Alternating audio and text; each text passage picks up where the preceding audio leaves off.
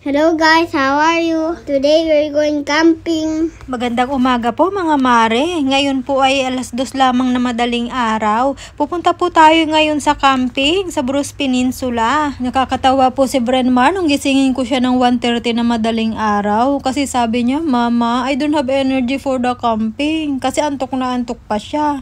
Sabi ko, wag kang mag-alala dahil pwede ka naman matulog sa sasakyan. Ayan, dumating na po yung iba nating kasama. Naku, makikilagay po tayo sa kanila ng iba nating gamit.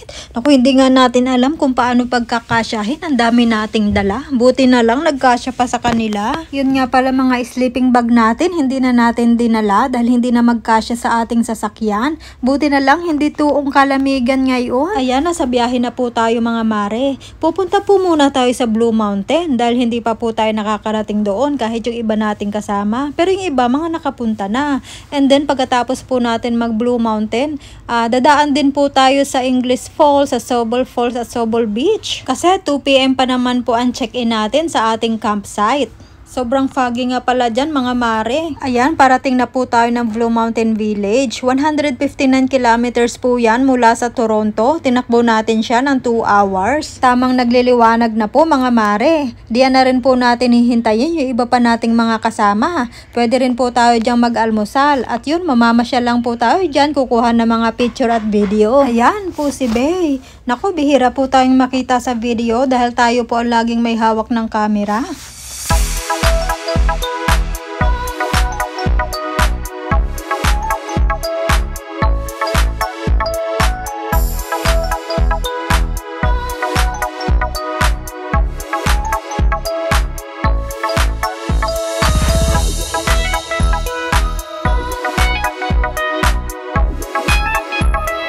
Ayan, magsimula na po tayo magpa-picture.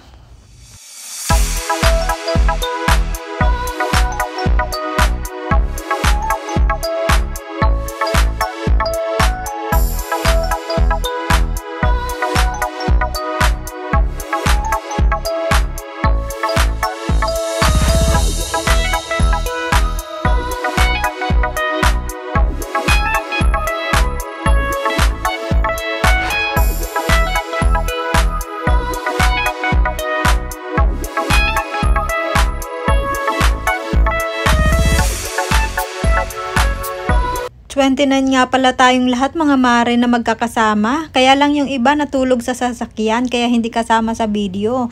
At yung iba naman ay naiba ng daan sa pamamasyal. Bukod nga pala sa mga adventure na pwedeng gawin dito sa Blue Mountain, ay meron din ditong mga naka-schedule na mga concert, events or shows. At pag winter po ay pwede rin kayo ditong mag-tubing, skiing at kung ano-ano pa. At may swimming pool din nga pala dito at pwede rin kayo mag-check-in.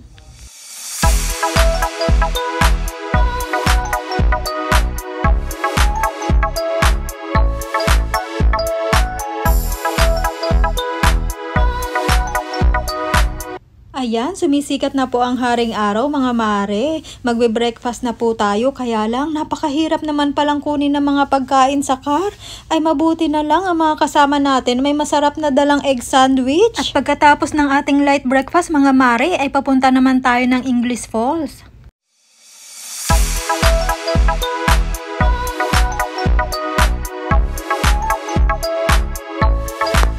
Ang gandang pagmasdan ng daan. Ayan, nandito na po tayo sa English Falls mga mare. 61 kilometers nga pala ang layo nito mula doon sa Blue Mountain Village kaya tinakbo natin siya ng nasa 50 minutes. Bababa lang po tayo dito para makita natin ang falls. Ayan, pakinig na po natin ang lagaslas ng tubig.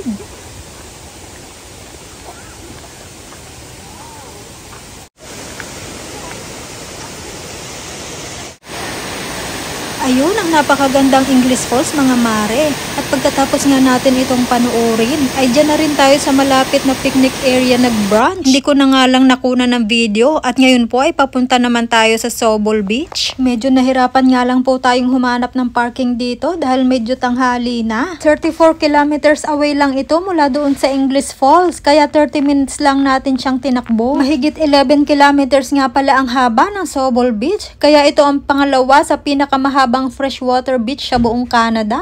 Ang una ay ang Wasaga Beach. Minsan nga pasyalan natin ang Wasaga Beach dahil hindi pa tayo nakakarating doon.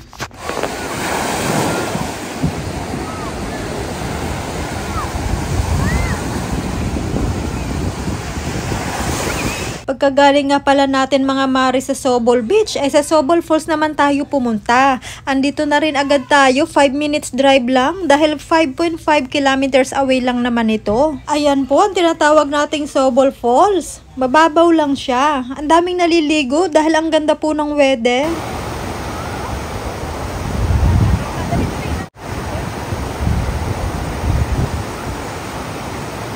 Nagpahinga po muna mga kasama natin. Sa camping site na po ang sunod nating punta. Andito na po tayo sa campsite mga mare. 78 kilometers away nga pala ito mula doon sa Sobol Falls. Kaya almost an hour lang natin siyang tinakbo. Busy na po tayo mga mare. May kumakain, may nagkakabit na rin po ng tent. At may nag-iihaw. May dala nga pala tayong buko pandan mga mare, kaya ayos na ayos. May nagagayat na rin po para sa gagawing sisig.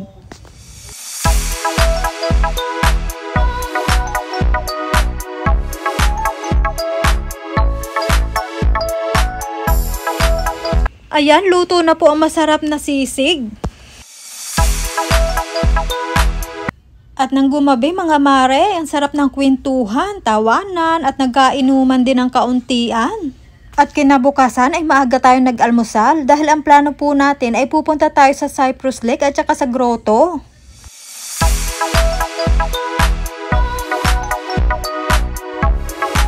Nagpa-picture po muna tayo dito habang hinihintay yung iba nating kasama.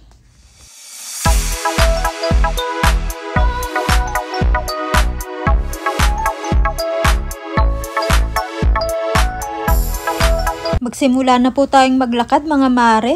Magandang exercise ito at nakaka-relax din dito sa gubat. Ayan, at after few minutes ng paglalakad ay pahinga muna tayo.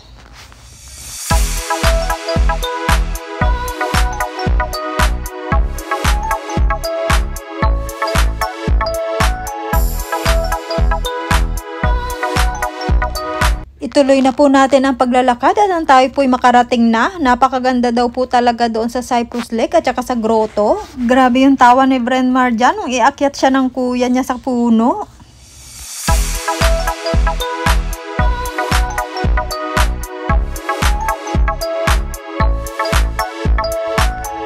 May nakita po tayong trail mga mare. Sundan po natin sila. Tingnan natin kung ano yun.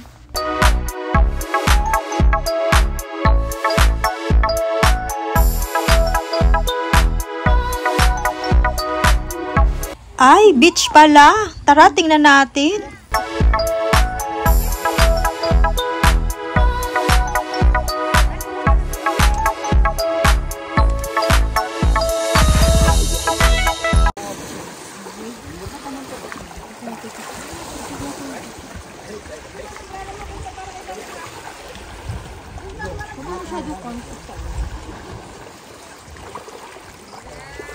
Malinaw ang tubig. Ipinagpatuloy na po natin ang paglalakad mga mare para makarating na tayo sa Cypress Lake at saka sa grotto. Ayan, malapit na tayo mga mare. Naku, nakaka-excite naman. Tingnan natin. Oh, wow! Ang daming tao. Ay, ito ang mahirap, ang pagbaba. Kailangan talaga maingat. Naku, delikado ito. Alam nyo, maghanap na tayo ng way. Yun nga po. Tara na, tara na. Pero dito ako naman. Naugutan. Ay, mama, bebe.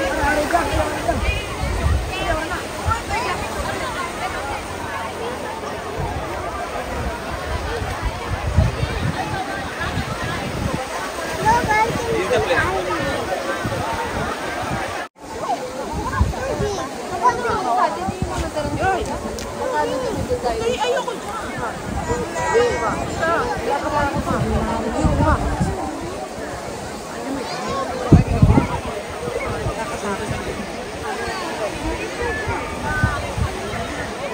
Ayan mga mare, tayo na ang bababa.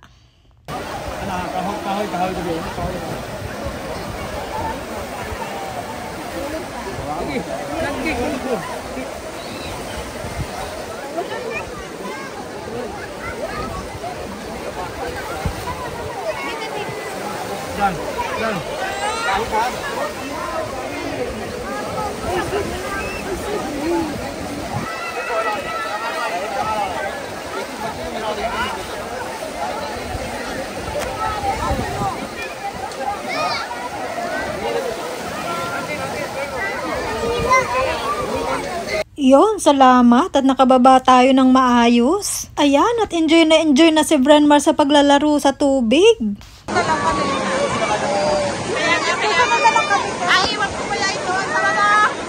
Pupunta na nga pala sa grotto yung mga kasama natin pero nagpaiwan po tayo dito.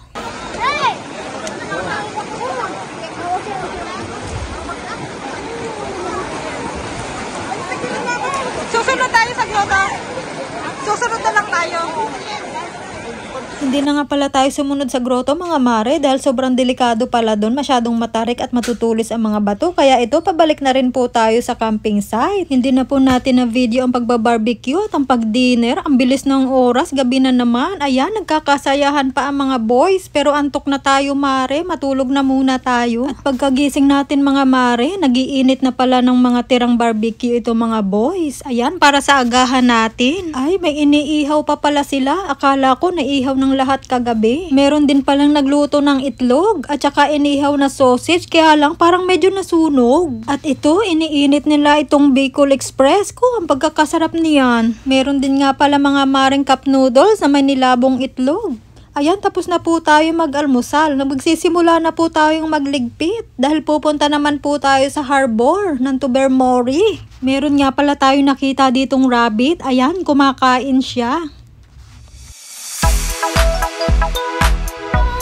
Ay, mukhang natakot sa akin ang rabbit mga mare. Eto, nasa daan na po tayo papunta sa harbor. 18 minutes lang po mula doon sa campsite, kaya mabilis rin po tayong nakarating. Mamamasyal lang po tayo dito. Dito nga pala mga mare, kung gusto nyong pumunta doon sa Flower Pot Island, dito bumibili ng ticket. Pero mas maganda naman nga kung magbubook kayo online para sure na hindi kayo maubusan. Hindi na po tayo pumunta sa Flower Pot Island kahit napakaganda doon. Galing naman na po tayo doon last year. At hindi po natin pinalampas itong Stella's Gelato dahil kabalitaan po na masarap ang ice cream dito. Abay, totoo nga. Ayan, nasa daan na po tayo pa uwi. Ang dami nating nadaanan, mga itim na baka. At napakarami nga pala ditong windmills. Ay siguro hindi iyan 300 dahil napakalayo na ng tinakbo natin ay ang dami pa rin nating nakikita. Dito nga pala tayo dumaan mga mare dahil naghanap tayo ng Filipino store. Kakain po muna tayo. Medyo nagutom na po tayo dahil mahigit 4 hours po ang biyahe natin pabalik ng Toronto. Dito po tayo napadpad kay Auntie Joy Spring Rolls. Ayan, specialized po siya sa Thai, Vietnamese at Filipino cuisine. At yan po ang order ng asawa ko at panganay kong anak, luming Tagalog. Ang atin naman po ay wonton soup. Nung dumating po ang order ng mga hipag ko hanggang sa matapos kumain ay nalimutan na po nating i-video. Ayan, pauwi na po tayo at inabot na po tayo ng napakalakas na ulan. Kaya hanggang dito na lamang po at sana po nag-enjoy kayo sa ating adventure. Bye-bye!